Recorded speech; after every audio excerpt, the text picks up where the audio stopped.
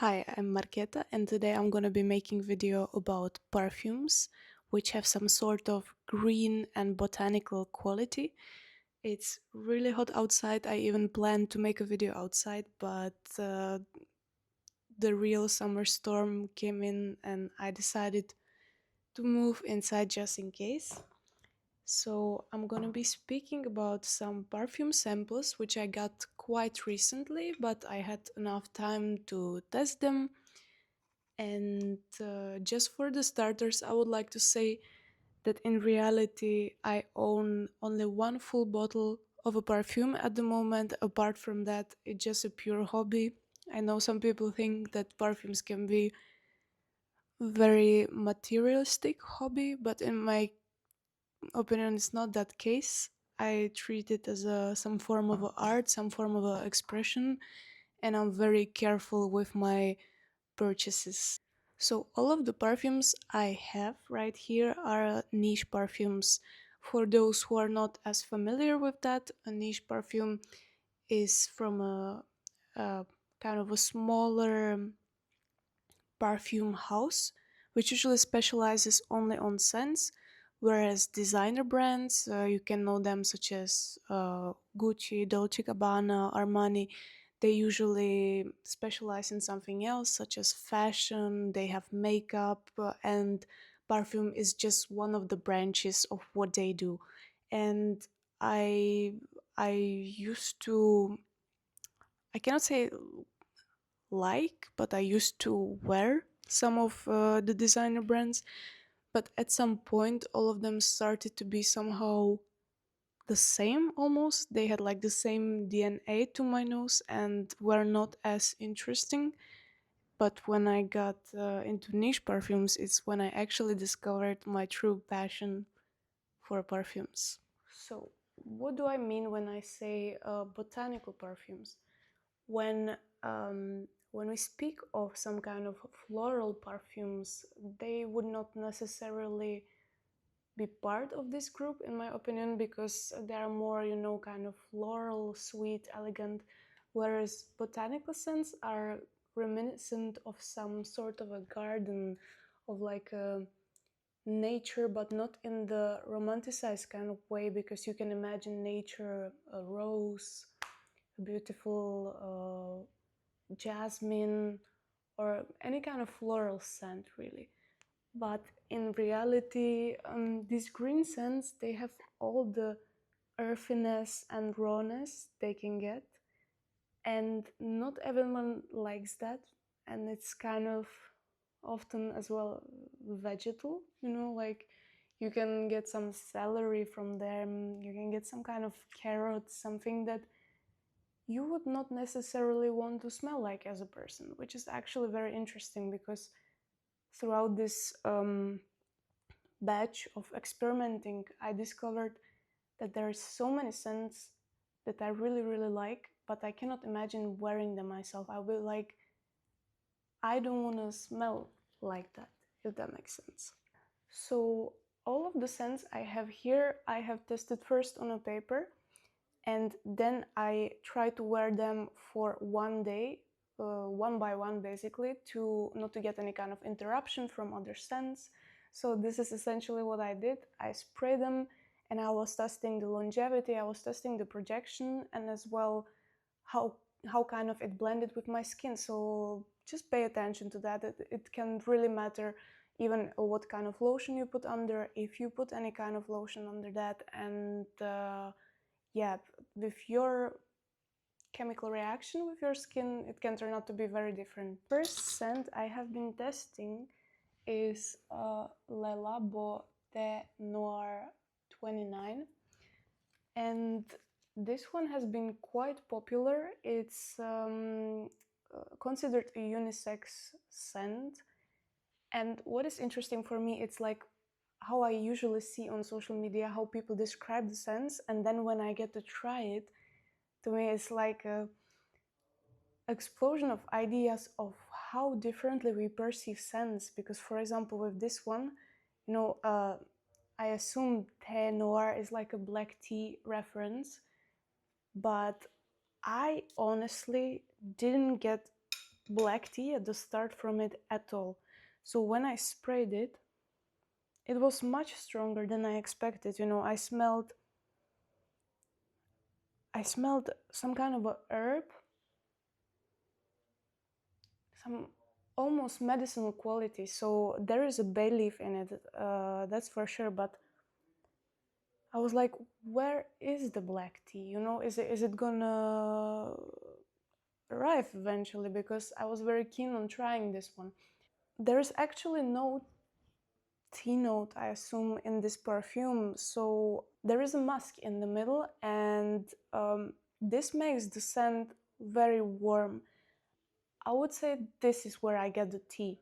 It's like cozy kind of a scent, but it has a fake, which has very characteristic creaminess in it.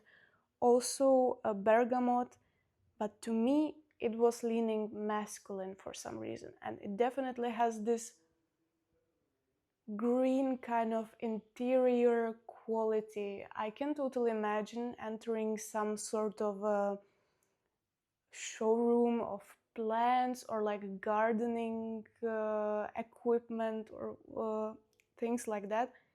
And if it would smell like this, I would be thinking, wow, this place has a class.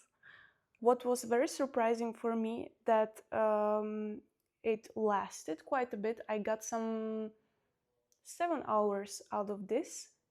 Minimal projection, nothing crazy. But the dry down, which is usually what you smell after, let's say, an hour and a half, was much softer. And because of the musk, it blended with the skin actually quite beautifully. And what persisted for me the most on my skin was the bay leaf, which I found quite an unique scent because hardly ever I tried bay leaf in a perfume. And I have to say, from the initial reaction when I was like disappointed because I expected a tea, after that I grew to enjoy it, even though to me it was leaning masculine. And once again, this is personal preference. I cannot say that scents have gender, but if I smell this on some gentleman, I will be like, wow, very nice, clean, put together, and intriguing kind of scent. So I kind of get the vibe around this, but me personally, I don't think I will be wearing that.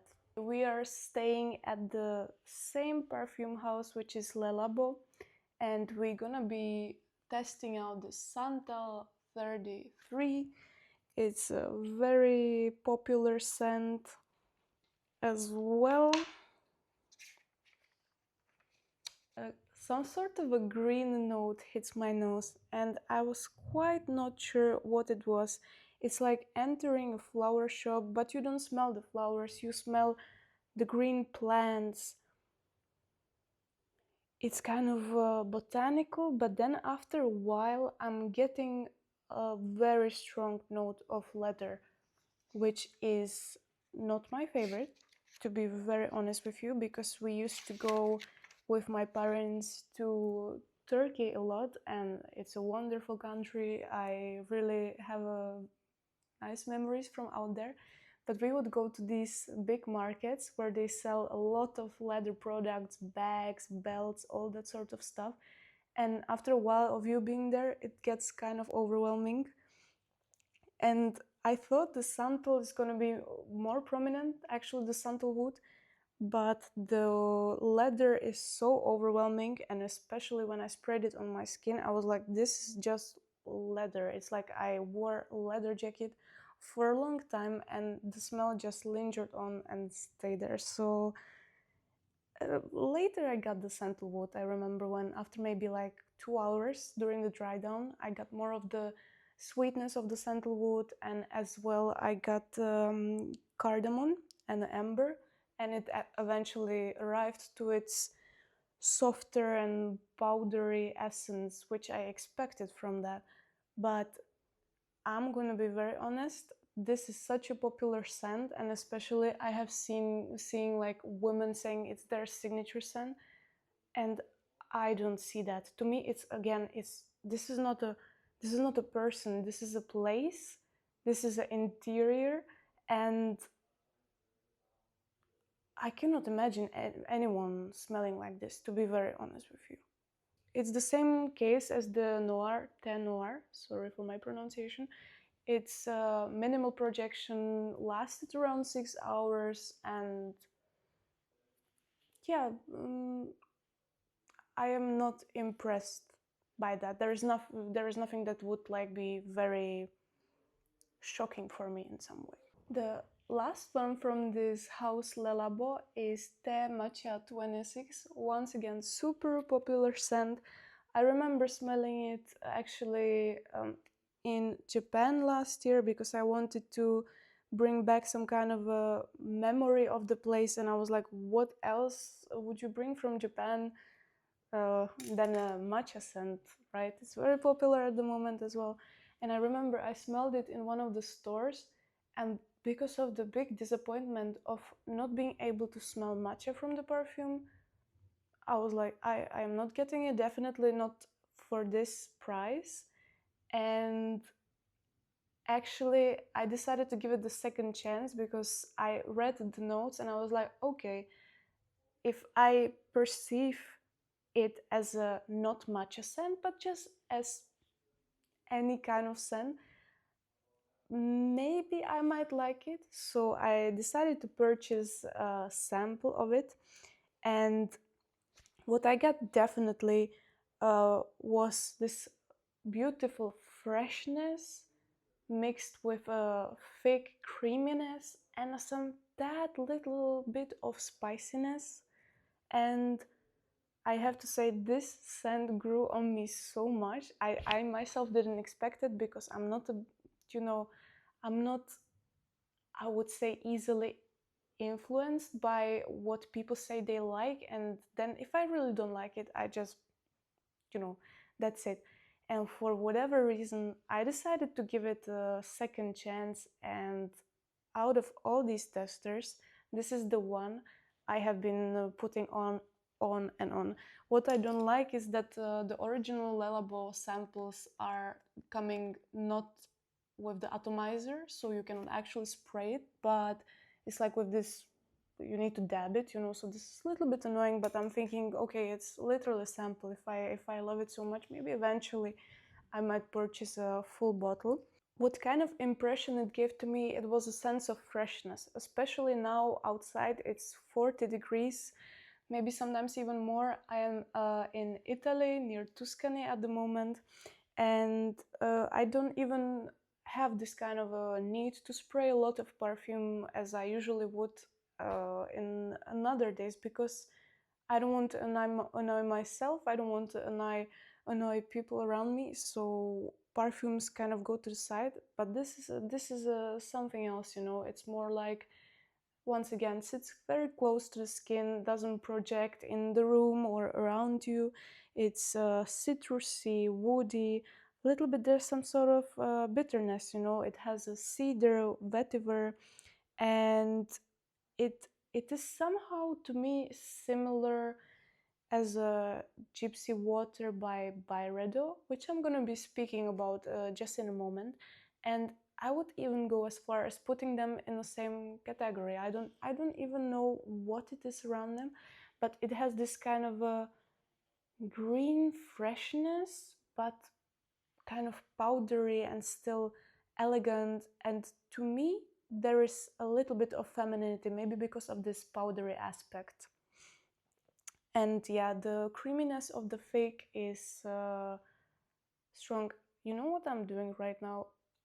I forgot I'm not holding my microphone, that I pinned it, and I'm using the sample paper as a microphone. So I'm very sorry if I'm gonna be like this the whole time. So out of all these, by far, the Matcha Le Labo is something that grew on me strongly, and I'm thinking about it.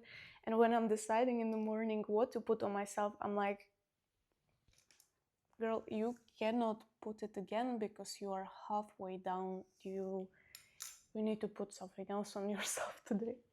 Next tester I got is a Philosykos by Diptyque. If you have seen my first video on this channel, which I made fairly a year ago, you know I'm a big Diptyque fan. I don't own any full bottle of perfume because I never found, I think, the one that would be worth it for me to get. I'm just very intrigued by this perfume house because I think they have absolutely unique, incredible scents which are irreplaceable. You cannot find dupe for these scents, which would be truthful in a way. And yeah, like for me, Diptyque is the one house. Today I'm getting this Philosykos Eau de Parfum. I've heard quite a bit about this, and to give you some kind of a background, I'm very much in love with Greece. I have lived there for some time, I have worked there, and I thought that having a fig scent would be kind of like some form of memory capsule for me, because you know in Greece there are a lot of fig trees, and it's very interesting how fig is described as creamy, but somehow when I go outside and I smell the actual tree, I'm not getting that creaminess. This scent is very green, like you are not getting in any way this kind of sweet fig when you bite into it and you see this almost honey-like juice inside. I'm not getting that. I'm getting the tree, I'm getting the branches, the leaves. The top note is actually a fig leaf, and there's supposed to be a coconut in the middle note, and somehow I've heard this more than once, like mixing in a perfumery a coconut with fig.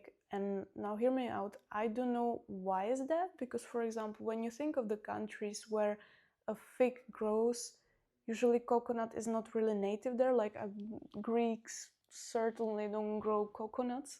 And I get it, you want to kind of, you want to connect it with this summer feeling, like maybe a sunscreen which can have a coconut smell and stuff like that. But